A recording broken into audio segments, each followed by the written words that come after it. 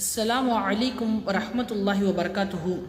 50 days 50 Islamic சேலஞ்சில் இன்னியுடன் டே 26 இருக்குதுங்க. அதாவது 26வது தினம். இன்றைய தினத்தில் நாம் பார்க்க போவது, நீங்கள் ஏதாச்சும் துவா கேட்கணும், அல்லாஹ் இடத்துல உடனே கபூல் செய்யணும்னு நினச்சிங்கன்னா இந்த 5 விஷயங்களில் இருப்பவர்கள் துவா செய்தால் எந்த ஒளிவு மறைவும் இல்லாமல் டைரக்டாக அல்லாஹ் இடத்தில் கபூலாகிவிடும்.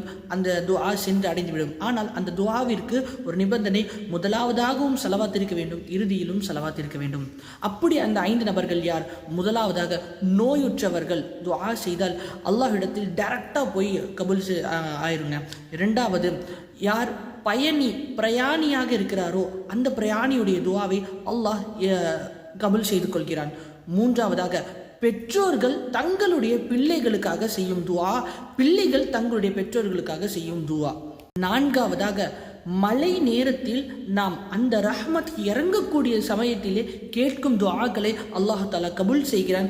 ஐந்தாவதாக, நோன்பாளி நோன்பு திறப்பதற்கு முன்னதாக கேட்கும் துஆக்களை அல்லாஹ் தஆலா கபூல் செய்கிறான். நம்முடைய வாழ்க்கையில் எத்தனையோ நேரங்கள்லங்க நம்ம இந்த மாதிரியான நல்ல நேரங்களை நாம் வீணடித்து விடுகிறோம்.